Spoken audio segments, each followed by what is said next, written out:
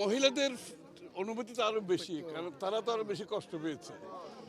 তারা তো অনেক কষ্ট পেয়েছে, জিনিসপত্রের দাম আকাশচুম্বী হয়ে গিয়েছে, আইন শৃঙ্খলা নাই, জীবনের নিরাপত্তা নাই। এখন তারা আশা করছে আগামী নির্বাচনের পর একটা নির্বাচিত সরকার আসার পরে তাদের আবার জীবন ফিরে পাবে, তারা স্বাভাবিক জীবন, নাগরিক অধিকার ভোগ করতে পারবে।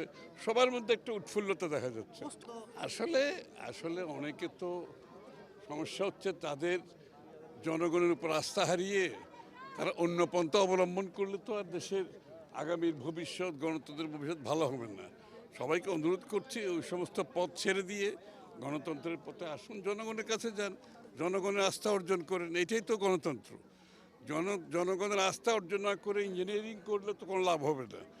দিনের শেষে ইঞ্জিনিয়ারিং ঠিক না। শেখ হাসিনা তো অনেক ইঞ্জিনিয়ারিং করছে, তো শেখ হাসিনা কোথায় আছে এখন? এটা থেকে শিক্ষা নেওয়া উচিত।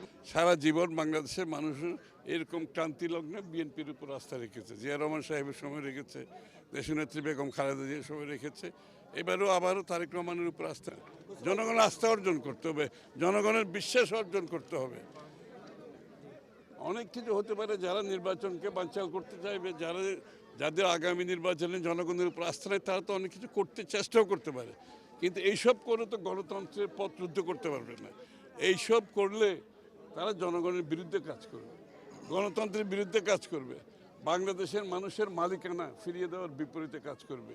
তো সেটা তো বাংলাদেশের জনগণ মেনে নেবে না, এবং তাদের কোনো ভবিষ্যৎ নাই। এই ধরনের রাজনীতি করতে চাইলে তাদের কোনো রাজনৈতিক ভবিষ্যৎ থাকবে না, দুর্ভাগ্যবশত। এটা